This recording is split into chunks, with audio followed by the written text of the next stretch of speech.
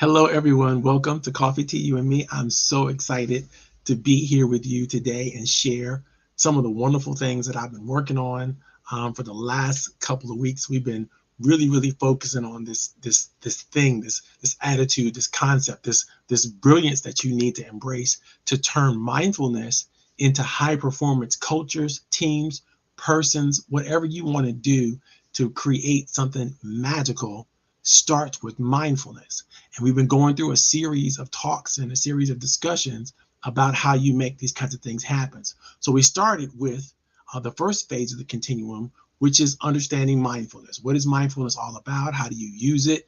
Where do you go from it? How do you grow through it? And then we went on to talk about gratitude. How does gratitude work? Or how do we create more satisfaction and happiness and joy? And later on, we talked about that. Today, we're going to get into the next step of that phase. We're going to get into satisfaction. We're going to get into what it takes to be tremendously happy and how to move from this thing to the other thing and how to really grow yourself, your business, your practices, and everything you need to do to be super successful in that. And after that, we're going to get into even more of that and more happiness, and then we're going to close it up with now that we've got through the first three stages. How do we get to that last stage, which is high performance? How do we get to high performance culture, high performance systems, high performance strategy, high performance everything? So let's get started with today's topic. Right after these messages, don't forget, while you're here, do me a favor: subscribe, like, make comments, engage as much as you possibly can. Tell us who you are, where you're calling in from, or where you're looking from, wherever you're looking from. I know I'm broadcasting this on YouTube, LinkedIn, on Facebook Live, all at the same time. So if you're watching this from someplace, and let me know where you're coming from. I'd love to see, where our audience is coming from. I've had people tune in from Hawaii, and they tune in from places outside the country. That's always exciting when that happens. So let us know where you're tuning in from and what your business is. If you have a business, put your link, your website, your LinkedIn profile, your email, your text message, whatever you got going on that you want people to know about, put it in the chat. I want to know. I want to hear about it. I see my girl Annette Smith is out there. Annette, tell us where you're from, what you're doing. Why did you tune in today's topic? Is there any questions that you have? Feel free to engage. Put them in the chat. Put that information in the chat as much as possible because I want to answer all the questions that you have. I want to engage with you as thoroughly and completely as we possibly can. I want you to make sure that you don't leave here without questions or something that you don't leave anything on the table that you have a question about, because we're going to make sure that we're doing what we need to do. All right. And that says, I am in the Bronx. Boogie down. All right. She's in the Bronx, the business owner, and she has a vision, a business called visionofgratitude.com. You know what I'm going to do? I'm going to show that on screen for everybody. That's Annette right there, guys. She's tuning in from Facebook today, and that's her business. So if you want to check her out, you can check out the website. I think you can take, I think it's Vision of Gratitude. I think that's one word. There's probably not a space in there if I'm correct on that. And do me a favor and make sure we're putting the right stuff out there for you. I'm sure you're doing a great job. We're going to talk today about gratitude. You're going to love today's discussion. Today's discussion was built out of a lot of research and a lot of information, and I'm so happy to be able to share it with you guys. Okay, I'm going to take a quick little branding break here so you know what you're dealing with and what's going on, and we will come back and we will get this party started.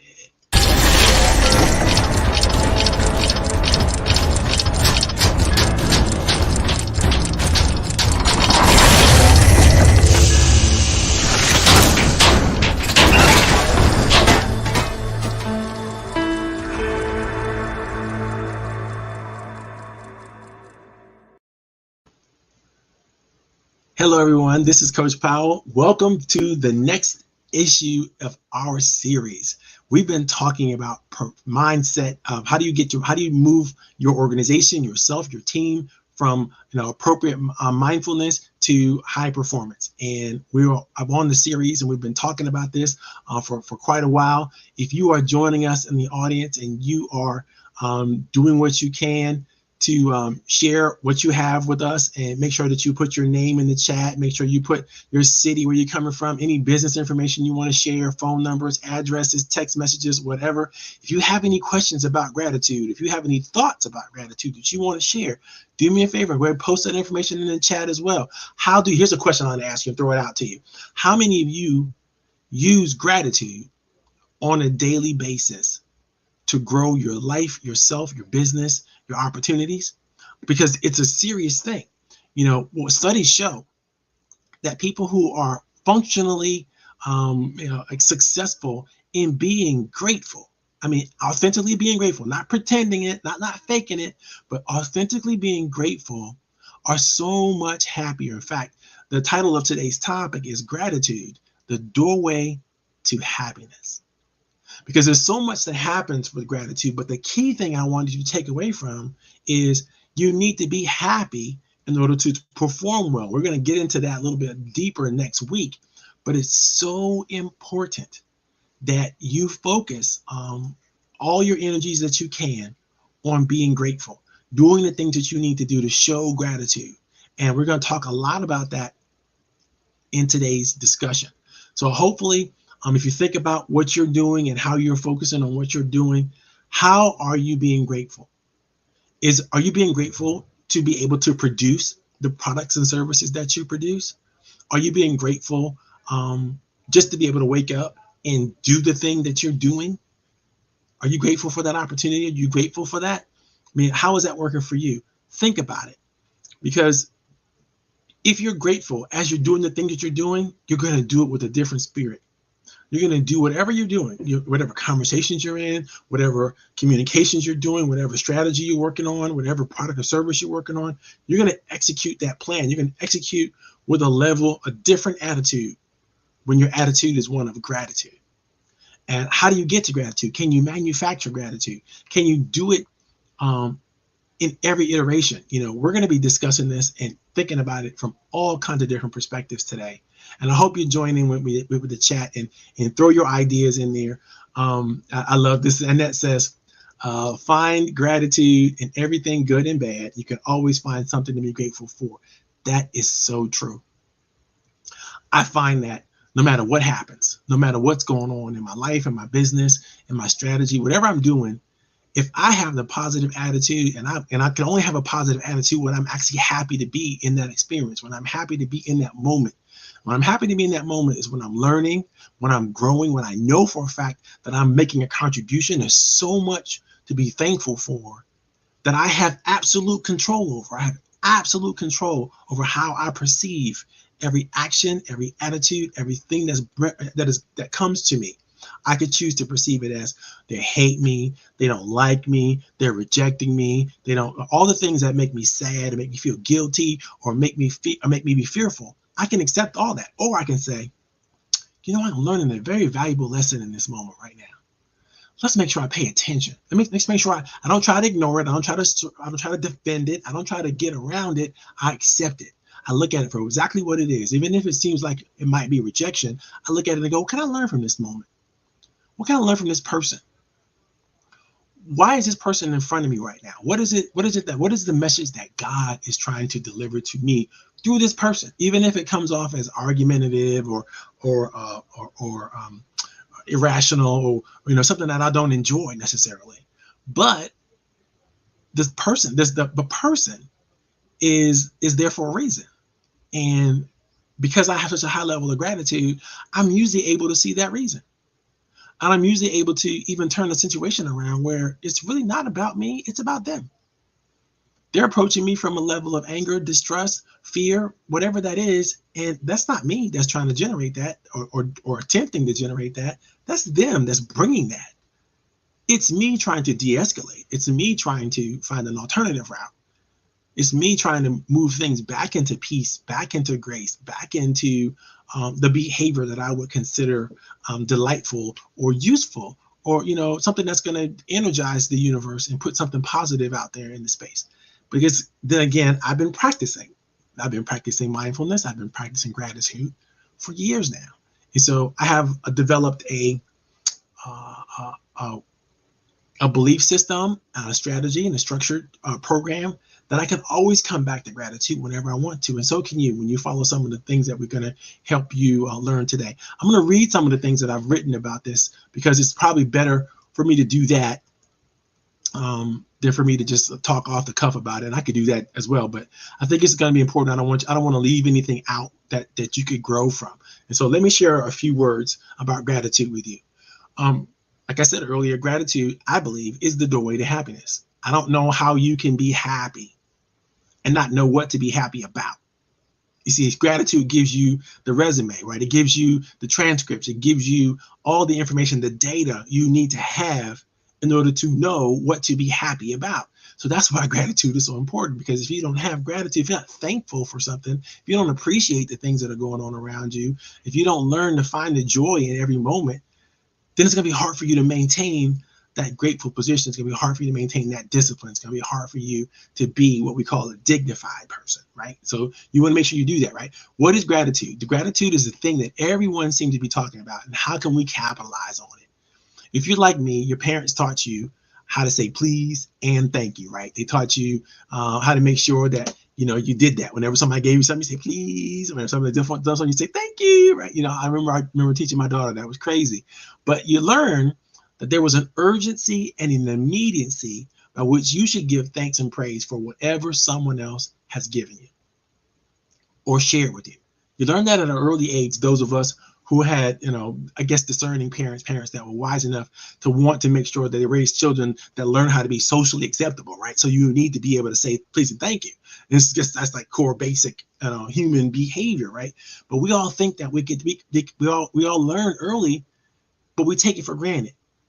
And so we say please and thank you, but we don't really authentically go back into let it resonate in our hearts and minds of what are we thankful for? What specifically are we thankful for in this moment? Because I found that even if you didn't really enjoy something, even if I don't really enjoy something, sometimes I still say please and thank you. I'm obliged to say it like it really matters. And in reality, it doesn't matter. Not to me, because I'm not feeling it. I'm not necessarily doing the right thing instinctively, because I might have been disappointed when I got bad service at that restaurant. I might have been disappointed when I got bad service at that car dealership, or when things didn't work out the way I wanted them to work out. And maybe out of instinct, I said thank you, but I don't mean that, which means I'm not being authentic, right? And then in those moments, I'm outside of authenticity. And so when it falls flat on the person that hears it, is because they can sense that it's not authentic. Has anyone ever said to you with a level of gratitude and authenticity, thank you so much. It meant so much to me that you took the time to share this with me, or speak to me this way, or give me this kind of quality service. I am thoroughly impressed with what you brought in this transaction, and who you are, what you represent in this moment. Think about those kinds of words. When somebody has told you those kinds of things, how did you feel? Put it in the chat for me. If you felt horrible when somebody tried to give you some authentic praise, let me know. I just want to know if I got some people out there who are disconnected in that way, right? So it's very important to think about it. So if you could feel as good as you felt when somebody shared authentic praise with you, imagine the power you have to share authentic praise with someone else. But see, here the thing is, though, you got to learn and you got to know not just how to share authentic praise with someone, but what to be grateful for. Because grateful is not an all around thing. It's a specific thing, right? It always occurs to me that it would be insincere and misleading with people to show what we call false gratitude, right? If you say, you do something just to be polite or socially acceptable, and you give them a basic response that's like, you're supposed to say that kind of thing, I don't know why it should indicate thankfulness or something, because if you had zero to no appreciation for it, I think it's probably the best thing for you just to acknowledge it, for yourself first. I didn't like that. That wasn't really good for me. And maybe suggest a better way to make it happen to the person, that's trying to get your attention or trying to talk to you about something or trying to do something like this, I've been in tons of networking meetings, right? Where people are trying to impress upon me the need for me to purchase their product or service right now. Is if I came to that networking meeting for the purpose of buying whatever it is they think they're selling right now. 9 times out of 10, I did not come to that networking meeting to make a purchase or an impulse decision, right? And if I do make an impulse decision, do you think I'm really going to be happy with the fact that I made an impulse decision without really looking at the facts and really understanding, what this was and what it wasn't and what it can mean to me? Probably not. A transaction where it's going to be a guaranteed win all the time for anybody who engages, that's a good transaction maybe you possibly can think about and talk about in a networking forum. But the reality is, if you can't guarantee that people are going to be happy with every level of the process or prospect that you have going on, you probably shouldn't share it in an open forum, especially one that you're going to have to come back to, because you're going to be remembered as the person who made that offer that was unacceptable. You're going to remember the person who tried to convince others that they need what you're selling, even though they're not convinced that they need what you're selling. And so you talking to them about it is only irritating and agitating them. I hope that makes sense for you guys. So when you're talking about gratitude, people will listen to people who have gratitude. Even if you're trying to sell a product or service, if you show up authentically and grateful for the moment, and it resonates from your pores that you're thankful for the people who put the meeting together, people who came to the meeting, and and you're listening to everybody and you're engaging with everybody so people feel comfortable and warm with you, guess what? Your pitch is going to work out much differently than people who, just show up and blah. I used to call it showing up and throwing up on other people. It's not a good look, and it doesn't show any level of gratitude for the moment that you're in. People don't want to invite those kinds of people back. So make sure, if you're thinking about you being a networker, and I teach networking all the time, learn to be grateful for the moment that you're in and use that grace and express that gratitude in every moment that you can. If I'm being honest, when it comes to this false gratitude, right, it perplexes me even to this day. And less I'm beginning to recognize the truth about gratitude. And it's simply that this truth eluded me as a child. And I'm going to share it with you today. All in all, gratitude is unlike any other human emotion. It allows us to tap into what it is to recognize and count our blessings. It helps us to practice dignified living and become all that is required to build proper foundations for all of our hopes and dreams.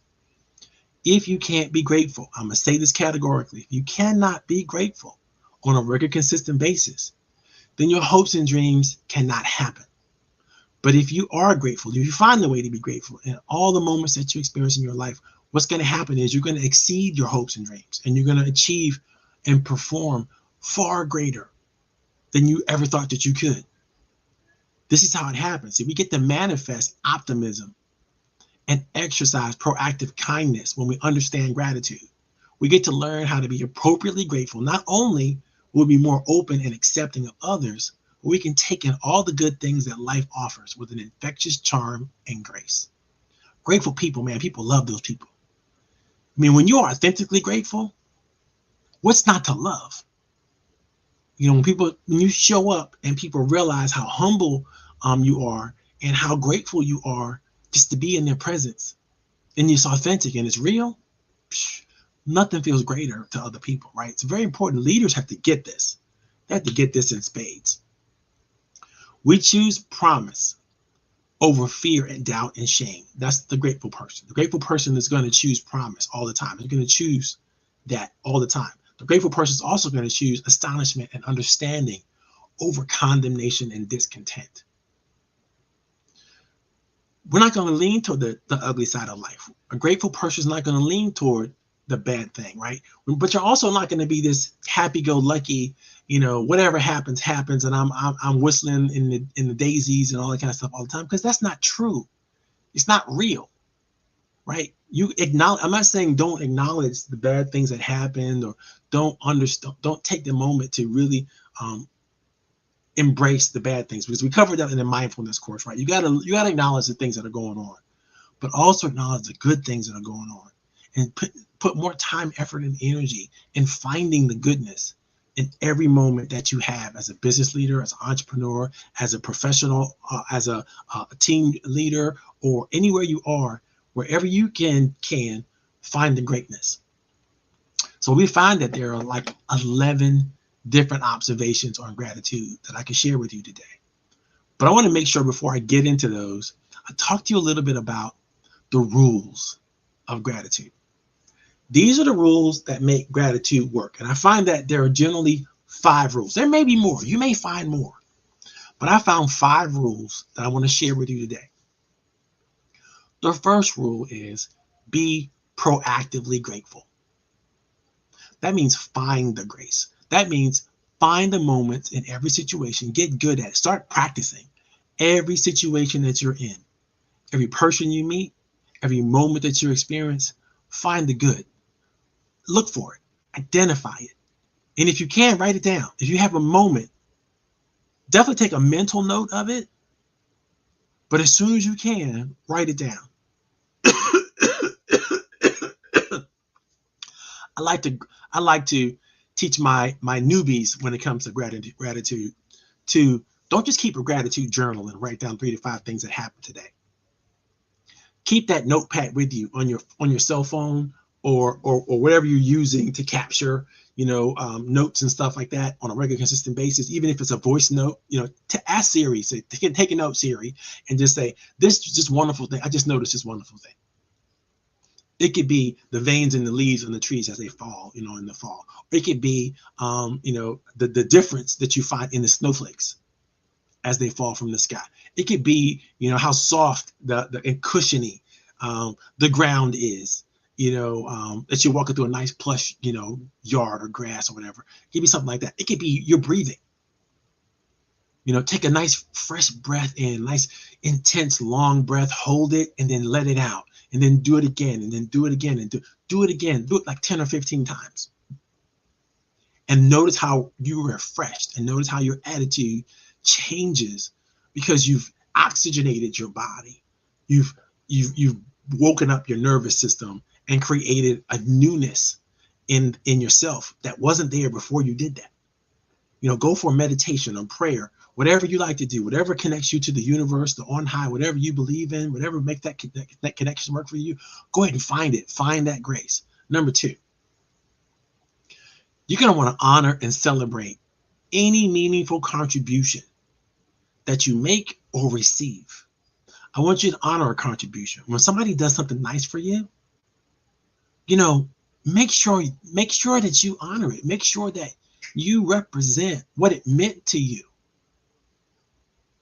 Sometimes people hold the door open for us, or they will grab our bags, or they'll do something for us that will be helpful in the moment. And we'll just say thank you and move on. The obligatory thank you. Right? No, but take a minute. Go, thank you so very much for doing that for me. I really appreciate that you took the time to hold the door. That happened to me once. I remember a gentleman held the door for me one time, and like 7 other people came behind me, and he still held that door open. So I went back and I saw, like, my God, you didn't really have to hold the door open for all these people. And I was really appreciative that you did, but what made you want to do that? He said, I just needed to do something that made me feel good today. And so I did. I chose to hold the door open for as many people as I possibly could. I'm going to do it again when I go to my next stop, kind of thing. And I think this is a gentleman who understood the power that he has to show grace, to show dignity, to show gratitude for other people, and to do something helpful to other people, for no reason other than the fact that it makes him feel good to do it. He's taking the control back that the world tries to take from him in doing that. He's honoring and celebrating, creating contribution but he's honoring and celebrating everybody who he holds the door for. Right? Think about it. Who's holding the door for you, metaphorically and physically? Who made it available for you to have that job that you have? Who made it possible for you to win that big client that you want? How did you honor that moment, that person, the specialty? What's special about it for you? Do what you can to honor contribution. I'll give you one last story on this one, then I'm going to move on. I have a client who, met me through a conference that I was speaking at, and she loved what I was saying so much that she decided she's going to hire me to be her executive coach. And I said, fine. I did the presentation for the group that I wanted to work with because I felt like they needed to have access to some high-level, high-powered executive coaching, and they probably weren't going to be able to afford it given the rates that most of us charge now. They probably weren't going to be able to afford it. So I figured, I'm going to volunteer to do this for this association. But this association is full of people that, they remind me of my parents, who are, working for the government, in their lives and needed to, would have loved to have a hand up for somebody who could shed some perspective on leadership and how to level up and get to that next level kind of thing. So I was doing that, doing that talk with their organization, and she's like, I got to hire him. He's going to be my coach. She already knew it when I was talking. I mean, she felt like I was the person. You know how you get that feeling when you meet the right person? Now, other people were in the room, other people had a similar sensation, but nobody was committed like this client that I'm talking about right now. So she loved working with me so much. And she goes, you know what? I want to introduce you to our leadership cohort in our organization. And I think they should hire you to be one of the people that works with their leaders as they move up the chain kind of thing. And so she tried that, and they were like, no, we got all the people we need. We don't really need that. But then she got an opportunity to have me come in and talk about something that people thought that, really I wasn't qualified to talk about, but I was qualified to talk about, but they didn't know that. Because, they thought, what does he know about health and wellness and blah, blah, blah. He's just an executive coach, right? But I was able to do the talk on health and wellness. I did it. I think I did a really good job. So much so that now they want me to be the keynote speaker for their organization, for their graduations and all that kind of stuff. And I'm saying all this to say, because my client wanted to honor the grace and the goodness that I brought to her. She wanted to honor that. She felt like she needed to do that at a higher level. Because she felt like that, she kept pushing for me to get connected and for me to get involved. And that turned into more and more opportunities. So I'm just saying this to say, when you honor and celebrate contributions that others make for you, you never know what the doors you're going to open up are. So people do things nice for you. People consider you when they didn't have to. When people do more than was required for you. And that's always happening, by the way. Maybe I'll get into that a little bit later, but it's always happening. People are always trying to help you. It may not always seem that way, but if you look a little deeper, even people who are admonishing you or people who are telling you, well, you could do better, and they're doing it from what you think is a punitive measure, that punishment is really what you think it is. Because it could easily be, in terms of how you think about it, as a development opportunity. But you have to embrace it as such, even if it's not delivered as such, because that's what's best for your heart and your spirit and your soul. Number 3, mimic God's grace. What I say about this is, you're not going to be perfect, but try. That's all. Just try. Try to be kind. Try to be loving. Try to be patient. Try to be everything you think that God, the universe, Brahma, whoever it is you believe in, whatever it is, the kindness and benevolence that brings, that the entity or that thought process or that spiritual connection brings to you, try to be that. Try to emulate that to the best of your ability. And again, I'm not saying be fake, right? But I am saying reach inside yourself and find the authenticity. You can do it. We have the choice. We have the ability to make the choices, to have the proper attitude about things and to be dignified in our response to one another, right? Number 4, meditate unceasingly on the good things. Take a minute, every 30 minutes or so, just take a minute to think about what you just got to experience. Do it. Just think about it and be thankful. Be grateful. I just got a chance to do this, or I just got a chance to say this, or I just got a chance to write this, or I just got a chance to open up this email and look at this. Whatever it is, it doesn't matter. Be grateful about it. You have to think about it constantly, because the more you think about it, the more you begin to see things that are just so wonderful for you.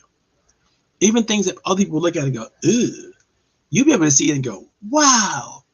And it makes a big difference to your internal psyche. And it makes a difference how people will receive you.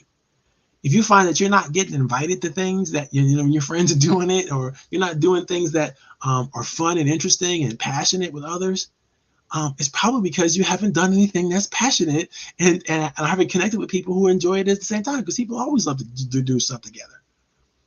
People always love to invite you to stuff when they love you, when they like you, when they're involved and engage with you in a positive way because you love them. Big lesson I always teach all my clients is whatever you want from the world, whatever you want from the universe, you have to be willing to give it first. You want love, you want respect, you want kindness, you want joy, got to give it.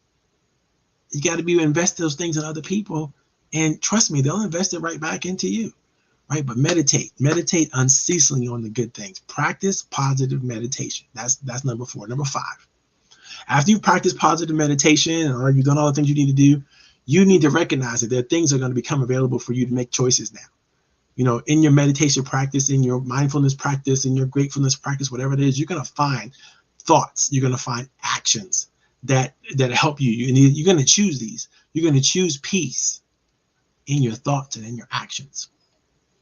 And in doing so, you're going to practice what I call active righteousness, right? And I know this is difficult for a lot of people because it's like well, I don't want to be righteous because I don't want to come off as holier than thou, all that kind of stuff. Nobody's saying that you should do that, but I'm saying find that authentic righteousness in yourself. Choose the thoughts and the actions that are good. I'm not saying ignore the negative, accept it. Negatives are there. Life sometimes gives you lemons, right? You know what the old saying, if life gives you lemons, you make lemonade. Because it's your choice to see it the way you want to see it, the way that works best for your internal psyche, it works best for your soul, that works best to satisfy you. It's important that you do these things. Those are the rules of gratitude. Let me repeat them. Number 1, be proactively grateful. Number 2, honor and celebrate meaningful contributions. Number 3, mimic God's grace. Aim to be perfect. Try to follow perfection.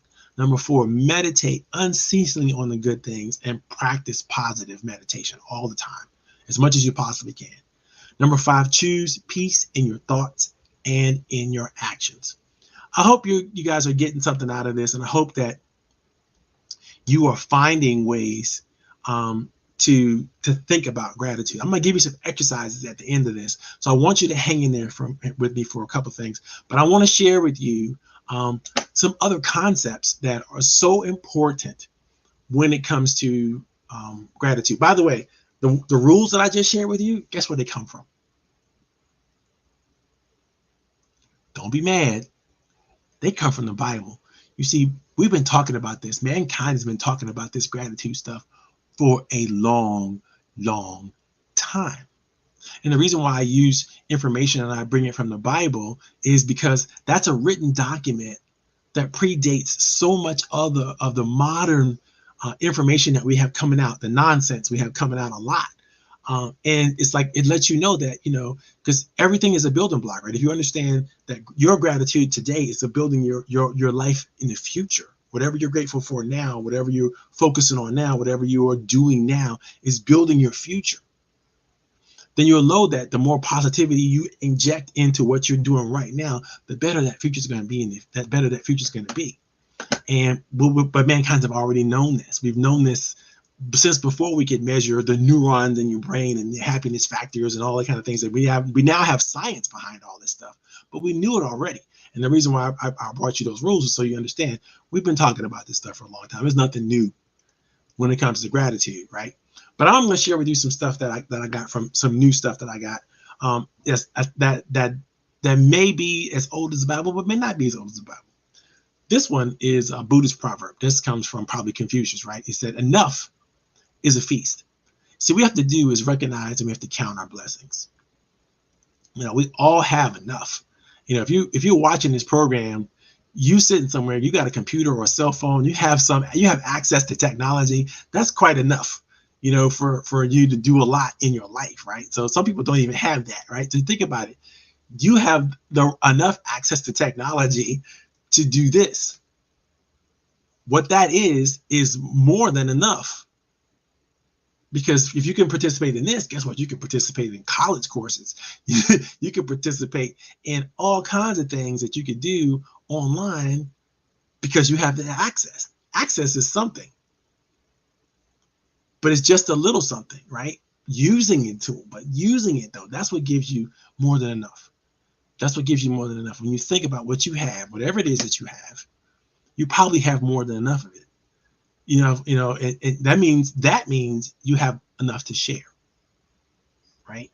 And isn't it fun to share when you think about it? Just whatever others would be grateful for, isn't it fun to give it to them? Isn't it fun to share it with them? So you got to reflect on what you have, what your blessings are. Who you have in your life, and what do you have in your life that you have enough of? Not you've had enough of, but you have more than enough of, because whatever you have more than enough of, that means you have an abundance. And if you have abundance, that means you can share it or you can leverage it for something else. There's always a way, if you think about that. Charles Dickens said, reflect upon the present blessings of which every man has plenty, not on your past misfortunes of which all men have some. Dickens is basically saying here that everybody has ups and downs, right? But count your ups. Focus on your ups. Focus on the blessings. Focus on the good things. Don't focus on the bad things. It's not that they're not going to happen. It's just that they don't get a lot of your time and attention. Because here's what happens. And we already know this, right? If you focus on negative things all the time, you know what that leads to, right? It leads to anxiety and depression. It leads to doubt and shame. It leads to guilt. And it leads to fear. And it leads you to stop, to cease moving forward. You can't allow that to take over. You can't allow that in your life. You can't allow that in your world. I know I don't. Because I got to grow. I got to move forward. This thing is bigger than me. So I have these gifts and these talents, and if I don't share them with the world, they can't be good, right? So it's because I'm aware of them. A lot of people aren't aware of their contributions. They're not aware of what they can bring to the table.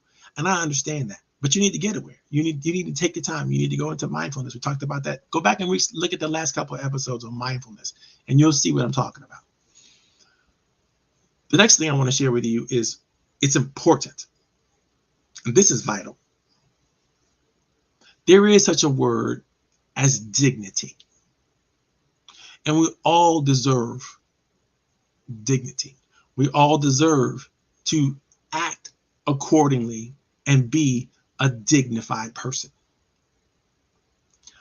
Now, I know a lot of you may think that's hoity-toity and it's thought process and it's a little bit of, phone.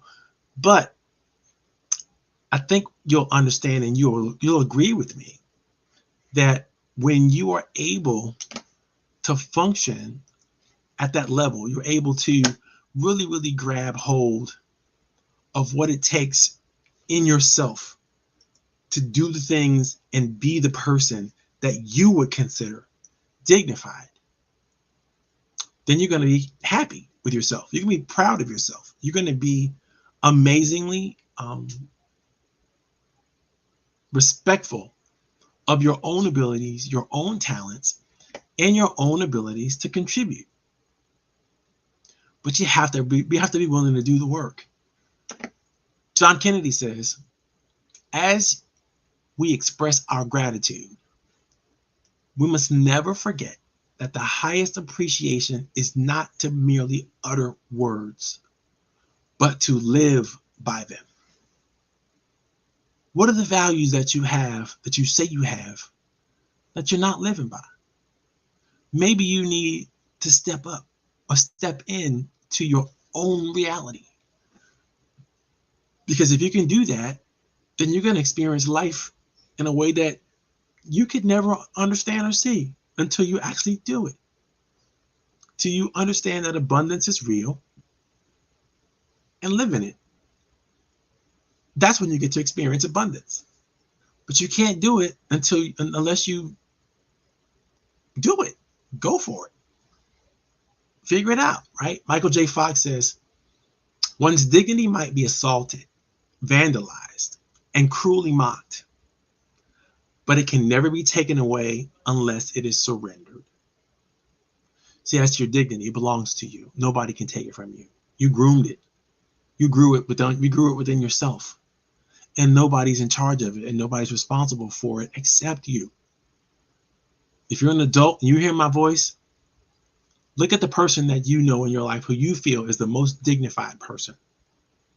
Do everything you can to dial in with their attitudes, with their ways, their sayings, the style, and try to become that, because that's an example. That's a model. There's nothing wrong with modeling your behaviors and your thoughts after someone else, but you have to know them in order to truly model them. And so take the time to do that. I have a program called the True Voice program. The True Voice is a way of interviewing people that you respect to bring them closer to you, so that you can learn more about them and they can give you more of who they are. It's a brilliant interview. If anybody wants the True Voice interview, you got to ask me for it. I'll make sure I'll put it out there for you. If you ask me, I'll private message you or whatever that is, because it's a program that I charge a lot of money for, but I give it to you, my listening audience, if you want it. True Voice is a great way to get to know people so that you can figure out what it is that makes them tick. And you can begin to emulate them if you really want to. If you decide that once you took a peek under the hood, you see what they're really all about, and you decide you still want to emulate them, now you know how to authentically, right? So this is what True Voice gives to you. Michelle Obama says, dignity has always gotten us through. She's talking about her and her husband. It was a choice, not always the easy one, but the people I respected most in life made it again and again every single day. There's a motto Barack and I tried to live by, and I offered it that night from the stage. When they go low, we go high.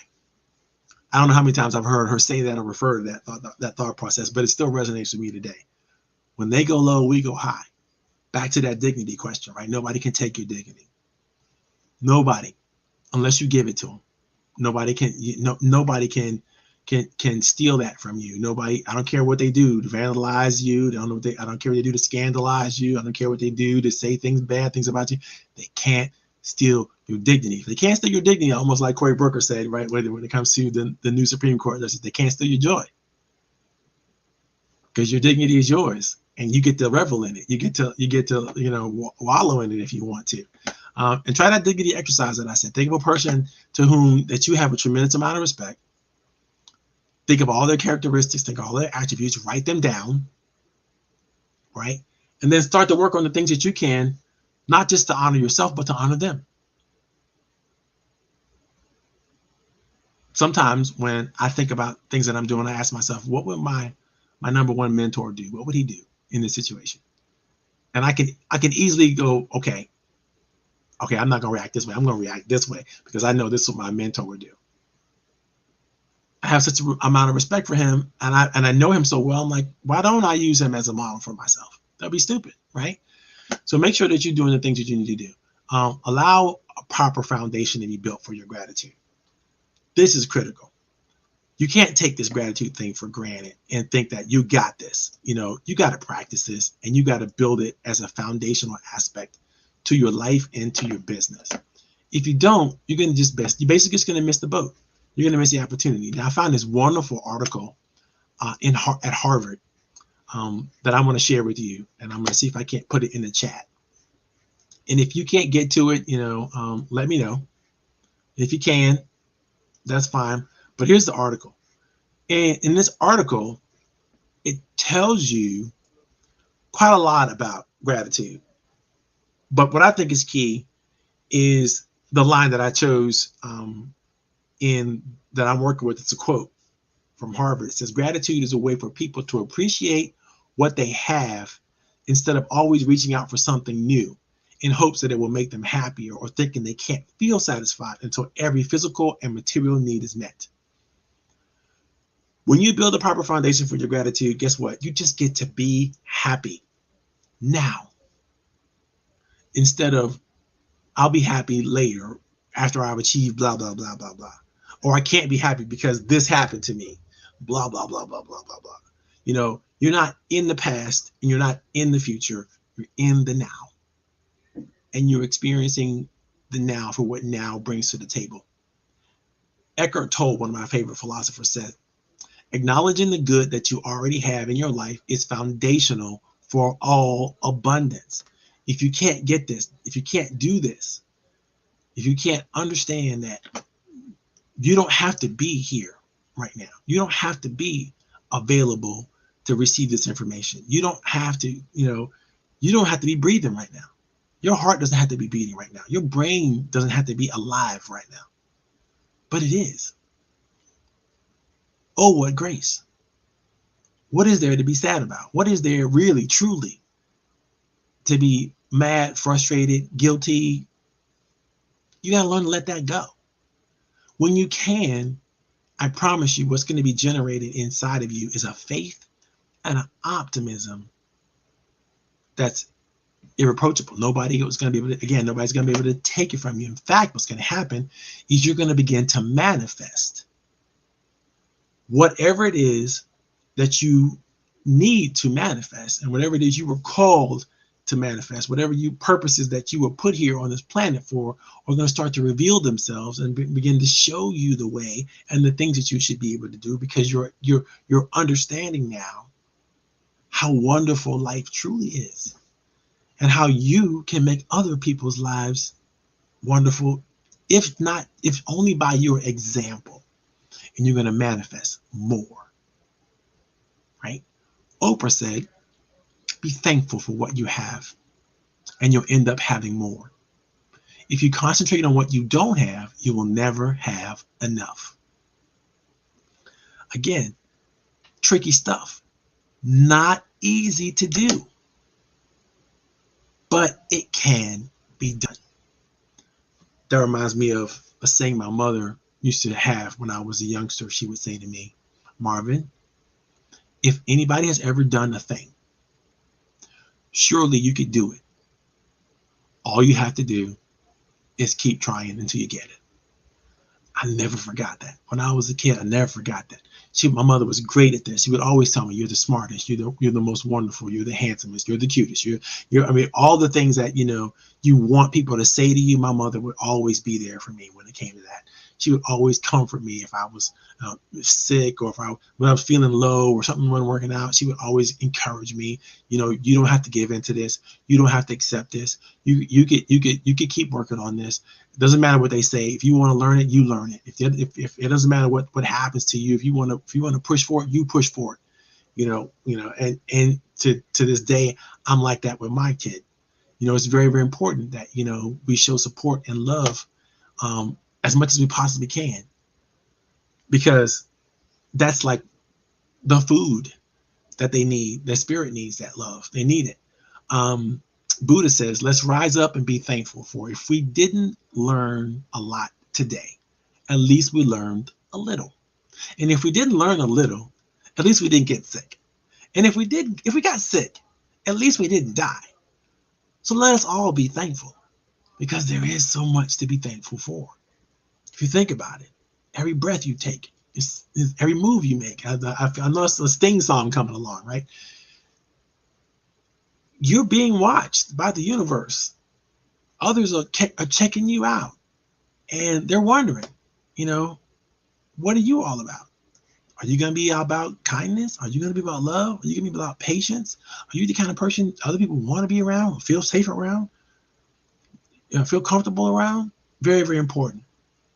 It's very, very important, because once you get this, you'll be able to be proactive about it, right? You'll be able to go into a situation with the energy and that spirit and that kindness that's going to make a big difference. And when you walk into the room and people get to experience you, what they're going to be experiencing is God's grace in you. Emerson says, you cannot do a kindness too soon, because you never know how soon it will be too late. If you're in gratitude all the time, everywhere you are, you're always going to be generating the right kind of energy around you. You're always going to be doing the right thing. You're always going to be saying the thing that should be said and could be said to uplift and inspire others. You're going to show up authentically as the best that you can be in that moment. And that's going to be something that generates a lot of outward kindness and energy. But before you can get there, you have to be able to accept, again, not just the bad things that are going on in your life, but the actual good things that are actually going on in your life. You have to learn to see them. You have to learn to accept them. You have to learn to revel in them. And you have to learn to really, really embrace them. John Wooden says that things turn out best for people who make the best out of the way things turn out.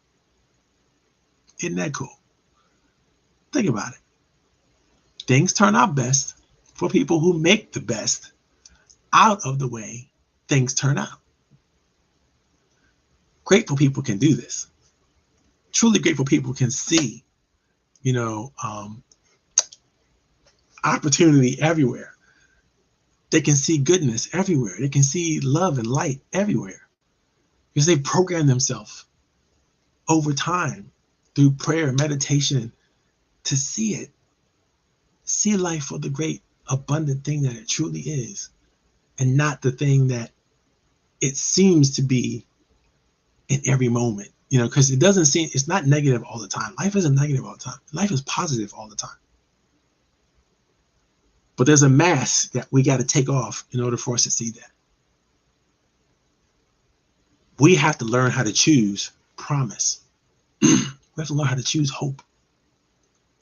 We have to learn how to choose wonder and amazement over pessimism, doubt, fear. That's a thing we can do. It's an opportunity for us to learn. In fact, when I first wrote the 9 steps to professional relationships, the first 3 steps really are about learning how to open yourself up to others. The first step is learning to listen. Really authentically going deep and learning to listen to others. That's the first step towards acceptance. It's the first step towards understanding. It's the first step towards the relationship, a potential relationship becoming a relationship, is learning to listen. It's key. And if you ever took my nine steps to mastery course, you will see that, I put a lot of effort and energy and research into why this is so important. The second step in the 9-step process is understanding what to do when you find people who have promise, who have talent, who have gifts, who are exceptional at something. What do you do besides applaud them?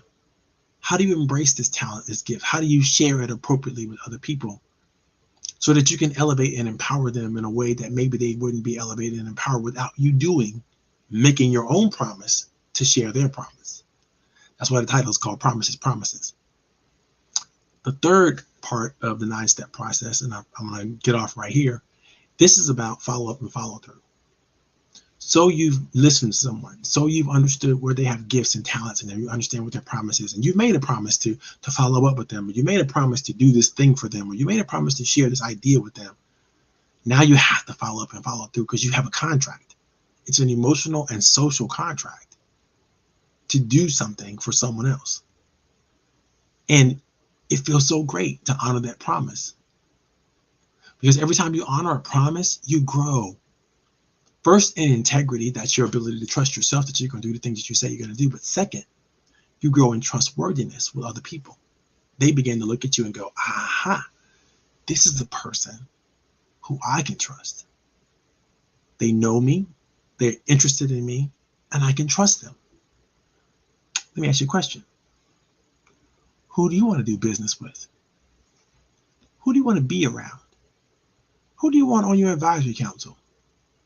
Who do you want as your top client?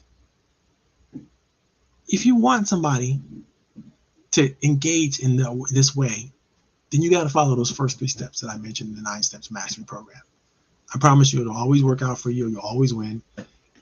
And all good things will happen because of it. It's a very empowering and inspiring position to be in. It's a very wonderful thing to do. As you begin your journey through gratitude and understanding how gratitude works, you want to learn to take it all in with grace. We talked earlier about respectability. We talked about dignity. You want to know how to take whatever life brings you in gracefully, right? Maya Angelou says, "This is a wonderful day. I've never seen this one before." Every new day brings new opportunity. Every new breath brings new opportunity. Every new thing you look at, every time you notice something and pay attention to it, something special can happen. But you got to learn to take it all in. Use all your senses. Use your sense of smell, your sense of touch, your sense of sight, everything you got to try to sense the goodness that's all around, because there's so much. But you got to tune in, right? It's almost like you get that antenna and you got to tune it into that frequency, that goodness frequency. I never thought about that before. I have to write that down. Tune into the goodness frequency. Take it all in gracefully.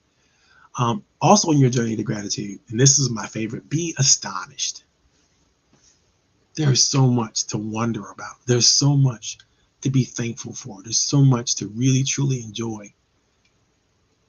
We have to take a break, though, from the busyness of our lives to take the time to seek it. Einstein says, there's only 2 ways to live your life. One is though nothing is a miracle, and the other is though everything is a miracle.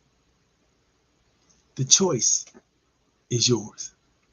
So that's the talk for today. That's what I love talking about, this stuff. If anybody has any questions about gratitude, you have any questions about how do you use gratitude as the doorway to happiness, and what do you do to embrace it, and how do you get there, feel free to hook me up, to look me up.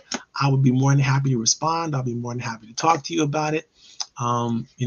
Empowering others is the love of my life. It's my passion. And I love to do it. So if I get a chance to work with you, I get a chance to talk to you, I'm all aglow with that opportunity. I look forward to working with you. This is Coach Powell signing out. Thank you very much. Oh, don't forget to like, subscribe, and share this with everybody you can. Don't keep me a secret, okay?